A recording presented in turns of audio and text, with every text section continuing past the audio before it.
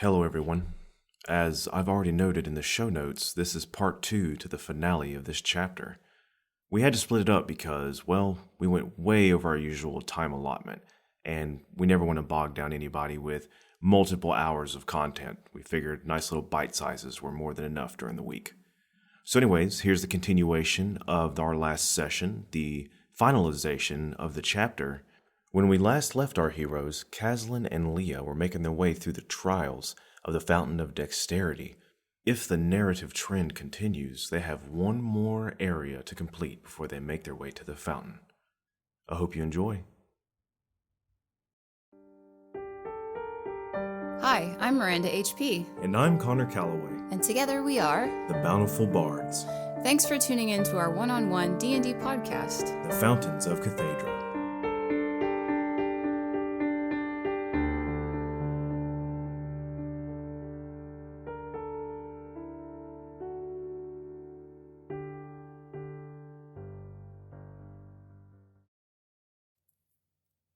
He rolled high enough to break the DC, which was 25. And he got 26 as he is beating sweat now, and you feel it on yourself as well as you just feel this hum just building and building and building, and you actually see orange electricity start to arc, and you don't want to say anything because he is hyper focused on it, and you hear him just, he doesn't even tell you what to do anymore. He just reaches out, grabs your hand, moves it, turns it a micro on your other hand, and like he's adjusting your hands and then adjusting his, and all of a sudden you just hear clack. I did actually have more spell slots. I forgot I didn't use any of my 3rd level spells. So I was getting ready just in case. I have Aura of Vitality. You hear everything begin to calm, just like an engine winding down from a hard day's work. But kind of like the tick, tick, tick as it cools. And just a depression. As both your lungs empty of air as you sigh out in relief. Now we're depressed. Great, thanks to you. The lock begins to open from the middle. Just like above, it begins to open outward as all the gears and mechanics begin to open out towards the wall. Damn, we need to invent the camera. Get a little imp inside a box to... We're going to fall in a hole again. Okay. Are we supposed to? Well, has it finished opening? You're basically being pushed back against the wall and about to run out of foot space. Okay, I will get... let's go, and I'll be ready to cast Featherfall if I have to. Okay.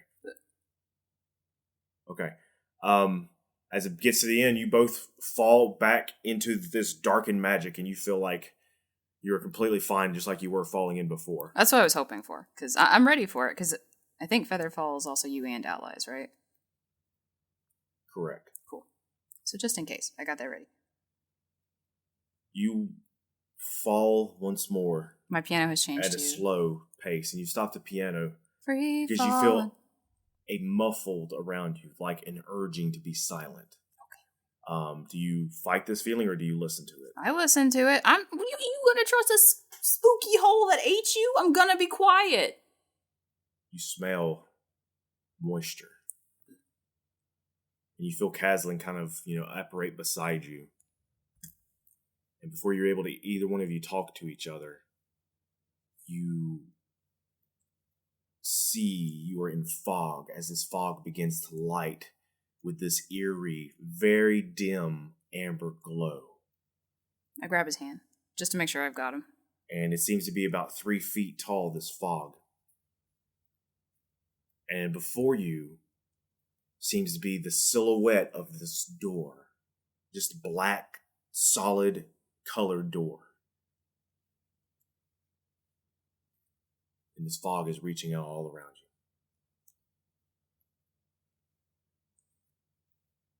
What do we do? He's going to investigate the door. I'm going to investigate the fog. Okay. I'm assuming it's magical, yeah? Yes. So is this an Arcana? Yeah, sure. You can roll Arcana or Nature, your choice. Definitely feels Arcana in Nature, what with the glowing. Arcana in Nature? Oh God! I seize up. 23. It's just it's a enchanted fog that seems to be glowing. You don't see you don't smell any aromas coming from it that could be negative. You don't sense any negative magic in it. It just seems to be an illusionary making light. But you see movement out beyond the door. And you see what looks like medium-sized silhouettes of humanoids wandering about. Do they seem tangible or intangible? You can't tell from this distance. Okay. Caslin goes, I can't see anything with this door, but what I could feel is that there's 3 little carved in notches. But there's no way to pick anything. It's just, I guess this is some of that magic that you're so good at. So, what would you find out? Well, it's magic. So give me a little bit more clarification here, Connor, because what I thought, and I thought it was like the door was a ways away. No, you're right beside it. Or right beside it. Okay, I misunderstood. You kind of ascertain. Feel like you're in the center of this room, but you don't see the edge of you don't see a room. It's like you're in a dark space. It's like night with orange fog. So with that clarification, can I extend my investigation of the fog to the door itself? You want me another check this time with advantage because Caslin has already checked it out. With the Arcana check again? Yeah. That is a 22. 22. Based from what he told you and what you can see, there's no mechanicals to this door. It's pure magic, and there will be no lock picking. Right. So is there anything about it that I know that I recognize, or is there anything that seems to like you said those notches, so what happens when I touch one? It just feels like a concave bit of stone, like where rain has hit marble for years, for centuries, and you just feel like this perfectly smooth, concaved, like indentation.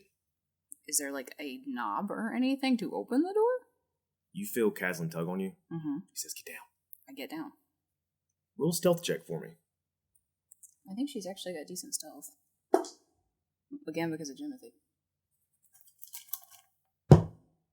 19. You roll a natural 20. Oh, thank God.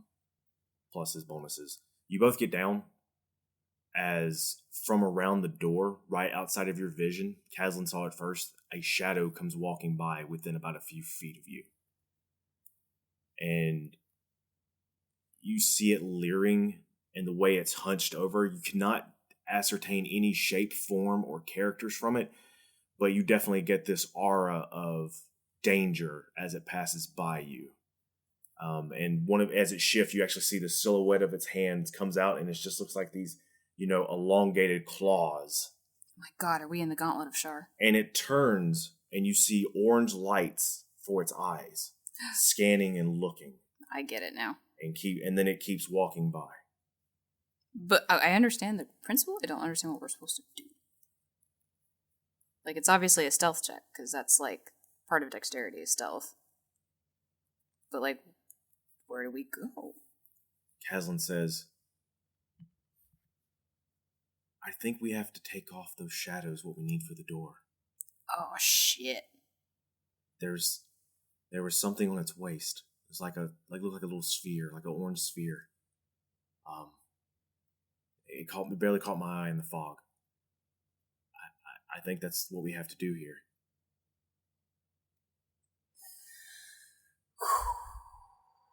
Ooh, Miranda's feeling it. I did good then. Well, because I don't have anything to help is the worst part, because like all of my stuff is somatic. You may need to fight these things, so just I guess we got to sneak up on one and see what we can do. You ready? I'm gonna, and obviously, of course, Connor, I'm telling Caslin these quietly. We're not just your stage whisper. We're not willy-nilly all over the place. Okay, I got you. That's from Borderlands, and I've never been able to get it out of my head since. It's just wonderful. But I'm going to tell Caslin that essentially I think it is smarter for me to stay in one spot because he is much stealthier and sneakier than I am. And worst case, I think it might be more practical for me to create a distraction.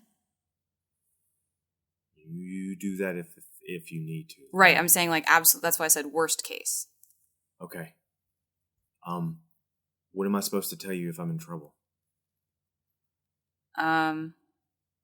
We still have. So. Let me just yell. I'm afraid they'll draw them towards me. Ooh. Okay. take a coin, a heavy coin, Okay. and drop it. Okay. Because it makes that plink. He feels down and he says, okay, it's stone down here. So. Right, so it'll make a very obvious sound that I'll be listening for. So if I hear that, I will fireball. He reaches and pulls his hood up and says, okay, I'll be back. And then he turns and within, a few feet, he's gone in the mist, in the fog, as it whirls around them and sees to even consume who he is as he is squat down below it. I'm doing my best to stay squatted in stealth and be as still and silent as possible, pretending I don't exist. Jesus Christ, God. These are heavy throws. I know, it's so ominous. A few moments pass. And then you feel something smooth enter your palm as you're squat down by the door. Okay. And you look down and Caslin has handed you a smooth amber stone that seems to be glowing with the same color as the fog. He says, here, try this. Okay. I'll hit F5 and then I'll put it in place. Because my concern, of course, is always that, like, if you have one, and you don't do them all at once or something. You put in the first stone and you see just this ripple of orange protrude from it. Making I think exude is probably what you meant. A wisp of noise, like as it goes out to the edge of the silhouette of the door, and then the door goes dormant again with just that orange stone hanging in its middle. Does one of the creepy things vanish? Give me a perception check. And there's like a dozen, like 2 dozens of these shadows just meandering about. It's very creepy. 18. And they play with your mind because it's like when you. As a child, you would look into the woods when you were outside alone for the first time, and you could have sworn something's moving in it, but it's just the trick of the eye. Mm-hmm. You see all the eyes look over in the direction of the door. I knew it. And they slowly but surely, from all directions, begin to meander towards you.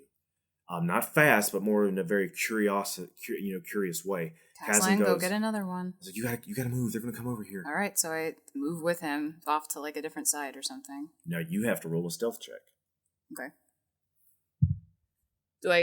I guess, does the fog help at all? Yes, of course, but you still have to roll a stealth check. I'm asking if I get advantage or not. No, you don't get advantage. Oh, cool. So I'm glad I was prepping Fireball, because I have rolled I think it's my first natural one. Ooh, wow. Like an ever? No. Plus what, dear? Well, it's +2, but it's a nat 1. Okay. Caslin also rolled pretty high, so let me find the average of these. So it's +2, so it's a 3. Because with party stealth, I always do the rule of average. What is the average stealth for everyone? You said 3? Uh-huh. Okay. That is a 12 average. As you start to move away, Leah, you trip on your own feet, basically, or on your cloak, I would say, because you're not used to squatting down in this cloak. Mm-hmm. And, of course, you're going to adjust its length afterward, but you do. As you fall, Caslin actually sees it and, hops up underneath you to catch you falling, and then he kind of slowers you, lower him down on top of him, and says, shh, like he is right beside your face. In a very platonic fashion, you're very comfortable with Caslin at this point, kind of like in the whole best friend thing. Oh, yeah. And he goes, shush, shush, shush, shush, shush. Well, he wouldn't be using so much sibilance. Well, right. I get it. He will do as Connor dictates. Yes, dear. I get to play. The shadows pass by you, almost within, you think you can smell them, even though that doesn't make any sense, because that's how peaked your instincts are right now as they pass by you. And after a few minutes, you feel like you can finally breathe again, because even your heartbeat was being too loud, and since you can't stop that, you might as well stop your breath. And as you start to get lightheaded, you breathe, and then very carefully you and Caslin are able to roll apart from each other and slowly start to ease back up. You see that the shadows have all gathered around the door, and then after a few moments of circling it, they start to disperse again. Okay, well, we need to get another one, obviously. All right. You gonna stay here? I definitely think that's for the best. All right. I'll be back. Like I said, I've got fireball ready. First roll of the stealth roll as he leaves. Another roll. A few moments later, you feel another stone just enter your palm from your right as Caslin puts another one there. He doesn't say anything. He pats your hand, and then he goes right back out into the mist. Good. And as you look, you can just see these shadows just moving, searching.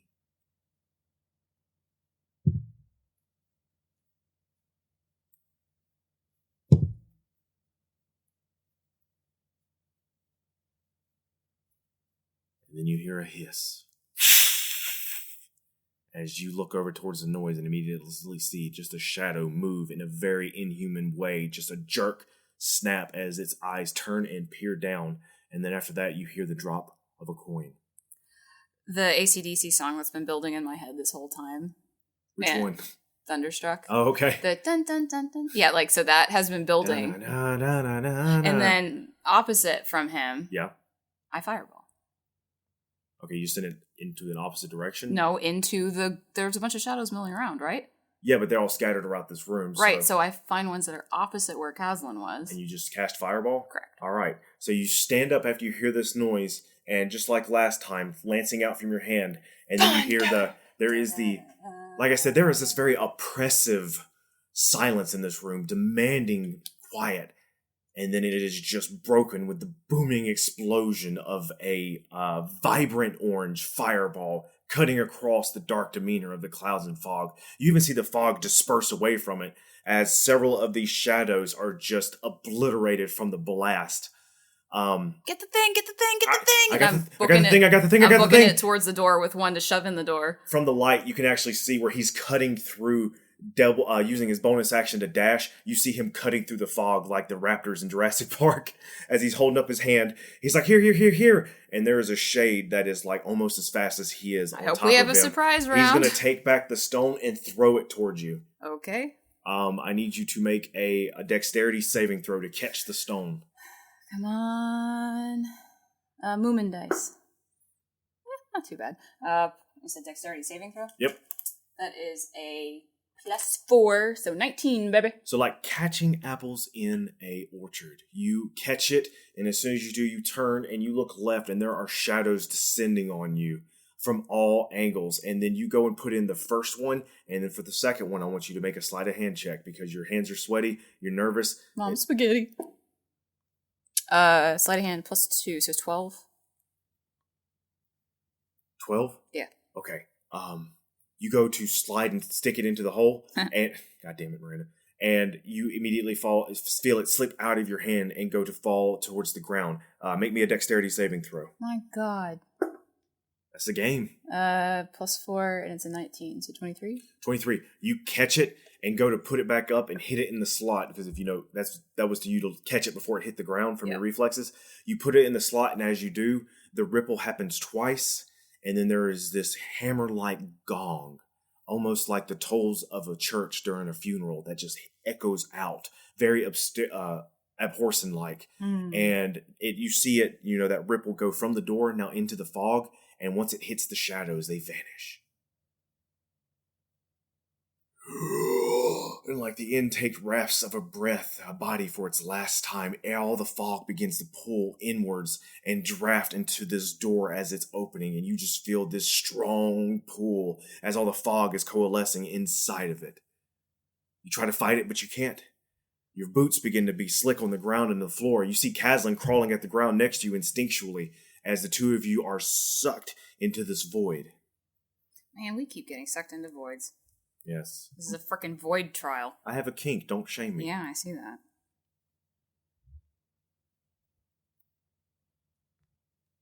You both apparate into a chamber.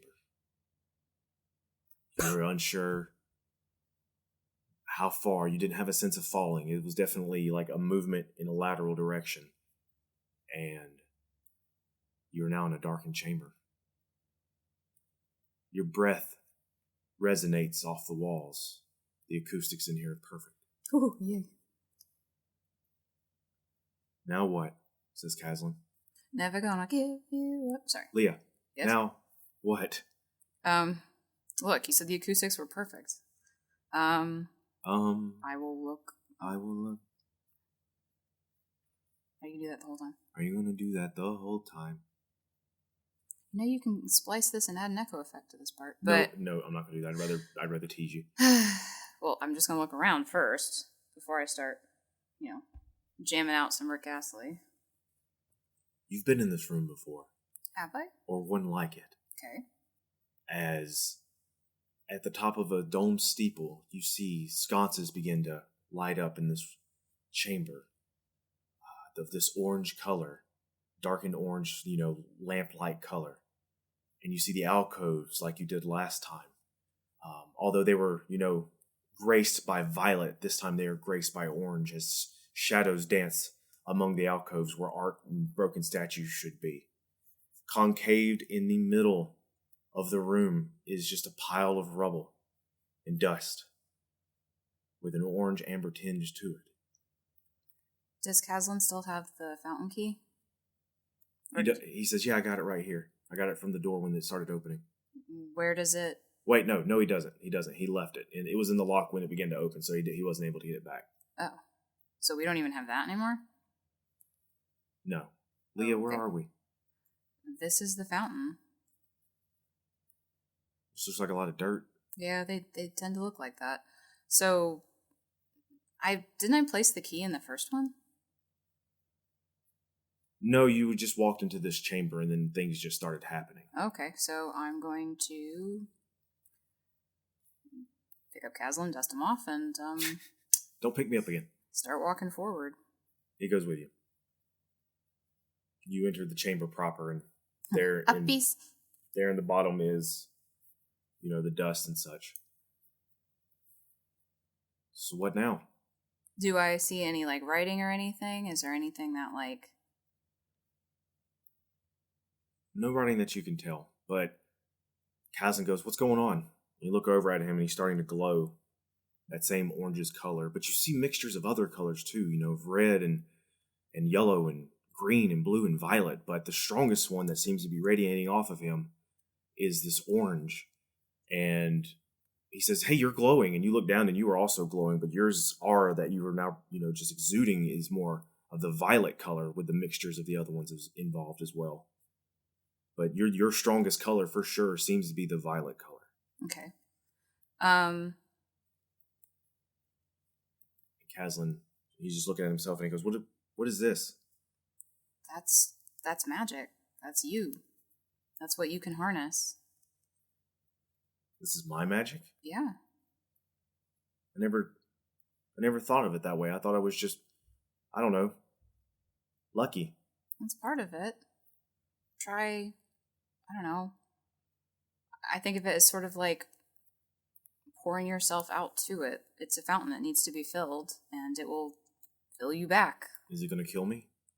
Is it going to hurt? It might hurt. Mine didn't, but... Yours didn't? Not the way you're thinking, no. Then I trust you. He steps forward. Should I say something? If you feel necessary. It's up to you. What feels right? Despite my abilities and what I've done, I've always doubted. And it wasn't to the moment I decided to follow Leah on this venture that I felt that I wasn't doubting myself anymore, or starting to be better at it. And I guess if I need to be here for this, and I feel like I do, then I'm probably the most sure of myself that I've ever been. There is a sigh of relief coming from nowhere as you see whiffs of this orange light come off of Scanlan. And some of Caslin. Oh God, where did he come from? Off of you as well, but yours is a lot weaker. His is definitely stronger. And he's like, is it going to take everything? But then as soon as he asks that question, the intake stops as this whiffs of color. And you don't know why you didn't see this with your fountain. Maybe they're getting stronger and you're starting to see a lot more of their capabilities. But these whiffs come off of Caslin, and he kind of, he says, it feels weird. It feels like I'm a little, like I've lost my balance. And the wisp mixes in with the dust, and then you start hearing the dull hum that you heard before with Jimothy. You remember all too well what it felt like, and you know what's coming next. Oh boy. Duck and cover, baby. The ground begins to shake and rumble, and you both, once again, are barely able to hold your footing as you hit the ground on all fours. And Caslin crawls over to you. He's like, "What's going on? What's happening?" The dust is beginning to rebuild itself as you've seen before, circling and whirling. You can see the essence of magic just building the sandcastle in these waves of time. What do you tell him? It's rebuilding itself. Okay. And there before you, it constructs this pillar. Just this perfect rendition of the tower that was Radiant, that once beautiful city of magic arcana that was the center of this country. Within it, the intricate designs of each floor, you can see homes and like trees and gardens and little fountains inside as well, and tall buildings, and the cinder column that runs up the entire top. And of course, at this top, it looks like a beautiful palace, and these little figurines of people so delicately small, it could make Michelangelo cry. And then the rumbling gets stronger and stronger and stronger, and you feel your bodies begin to lift upward and upward and upward until finally you feel it stop. You take a breath in thinking it's over, but you know as you brace yourself as this brilliant column of amber light begins to burn outward inside this, entire concave floor relief, and it just shoots upward through the building. And as you already know, Leah, and Caslin does not, up into the sky, illuminating everything around it in this warm amber glow as this fountain has once more been opened to the world. You feel moisture behind you, and you turn to see that this dome that you were in has probably risen up, just like the one in the lake, but this time probably through the ground, and you see a doorway out into the night. And you believe you see the sun breaking on the horizon. It is dawn as you look out, and the dawn is being cut by very tall purple walls, violet onyx-colored walls. You are outside of the city, and you see Castle Ordain in the distance, and you hear bells begin to echo inward. What do you do? Maybe we should start running. Where are we running to? Away? Where? Out? Okay. The two of you run out. Where are you going to go? Are you going to go towards the city? God, no. Well, Leah, you got to tell me where you're going to go. Didn't we have, So are we in the woods? Like, where are we? You are probably a little under a mile outside the city walls next to the main road in Castle Ordain. Like, are we near the forest with our badger friend? No, but if you start heading up road, you can eventually get there. Yeah. Well, I'm going to try to, not be on the road. Okay. So, y'all start running in that direction. Give me a survival check. So you get a good sense of which direction you need to go. You're very disoriented. You feel the humming of this power behind you. Wand of locate forest. 14. 14. Okay, you get a good sense of direction based on the castle, and you start running and running. You hear shouting. You hear horns being blown. You hear, you turn around and you see the castle gates are beginning to open, and there's more bells being rung, and you see torchlight running above the walls as people are starting to panic in the city. Just imagine being there, and all of a sudden there's just this pillar of orange light that just randomly appears. News of what happened in Miro has not been able to get down here through trade routes because of your magical ability to teleport. And you're running, and you're running, and you're getting nowhere. And you look over, and Caslin is starting to get winded. What do you want to do?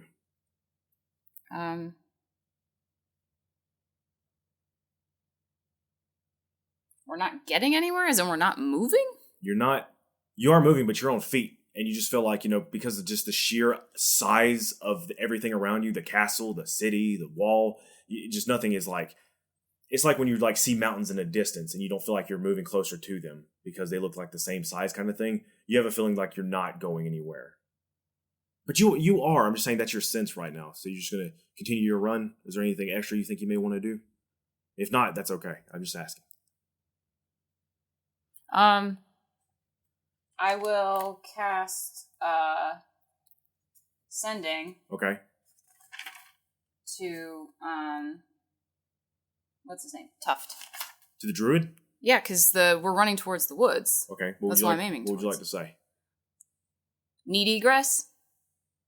Running from fountain, big glowing light in sky. Help.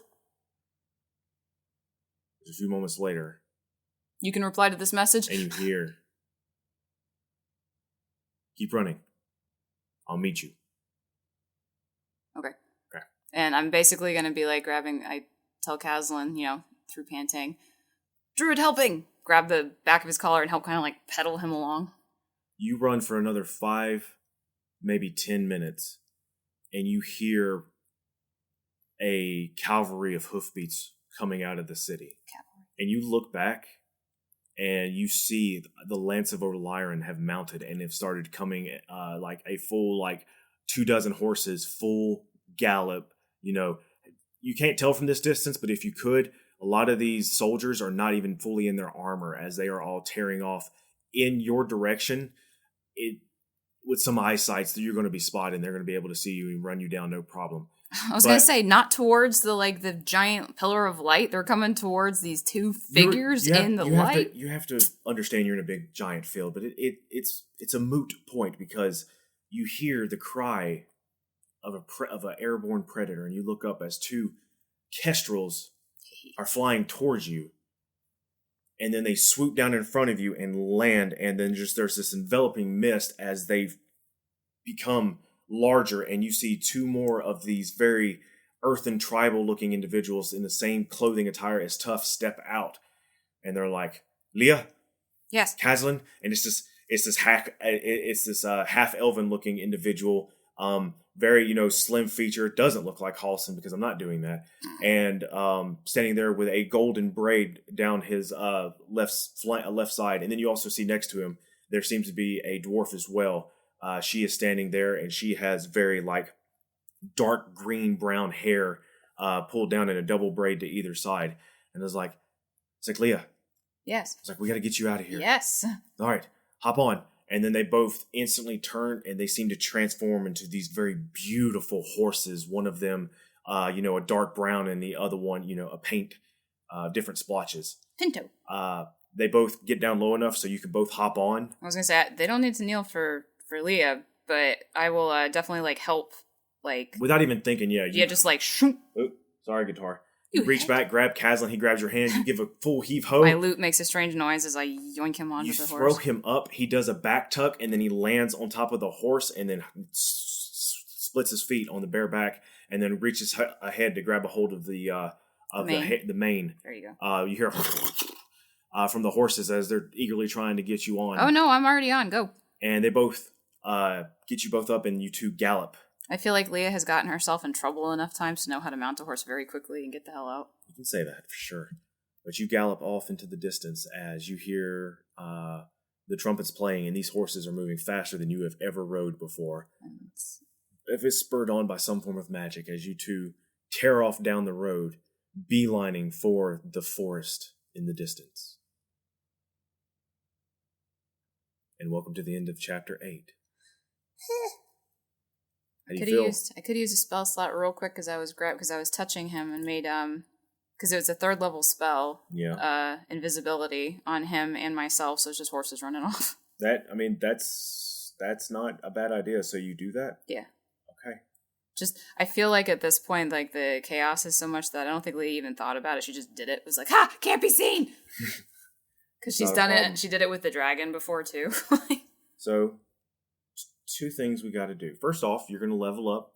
Yay. You're going to be level 7. Thank goodness. Which I don't know what you have to print me out a new character sheet. I do have to print you out a new character sheet. I don't know what all things come with a bard. Oh, I have it right here with level 7. You get access. Oh shit. Okay, this is gonna be fun. You get access to level 4 spell slots. Oh, buddy. Yeah. So. You mean more fireball? I didn't ask how big the room was. I said I cast fireball. Right, absolutely. So you're going to, have access to spells like Compulsion, Confusion, Dimension Door, Greater Invisibility, Hallucinatory Terrain, Locate Creature, and Polymorph. Oh, great.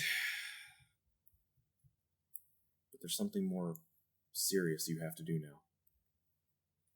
I have to go rub it in Jimothy's face. I need you to roll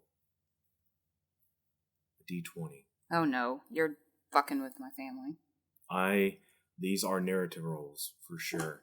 And I want you to roll the first. Alright, so I have here... Do I add anything to it? This roll, hold on. This roll is going to affect what happens next in the story. Yes, with your family. There's no surprise in that. I have numbers 1, 2, and 3, and each one is assigned to one of your family members. Knowing your family members and who they are, whatever you roll, tell me which of your family members you want to assign that role to. Well, the first one, Laura Bailey was looking out for me, and she gave me a nat 20. Who will you provide that to? Jimothy. I say with no hesitation. As Miranda, you say that. Yeah. Make another roll. Okay. Who went where again? I'm not sure. Your mother went to Etchings. And where did Dad go? I can't recall. Okay. He went to the it's on the right. It's one of the ones on the right side. I think he went to Hillvane, and I think your brother went to Unbrecken, which are the two cities on the opposite side of the country from where you are. Can I do... Okay, so I rolled an 18. Can I roll the last one before I decide who to assign it to? No. I'll give that one to Mom. Because she's smart, but she's not necessarily, like, super slick. Whereas Dad's been doing this a long time. Please roll for your father. Come on, Dad. Okay. 17. Wow. He was listening to me. He doesn't want to disappoint me. What is it, a 17? Yeah. Okay. That's where we're going to end this session. How long did we go?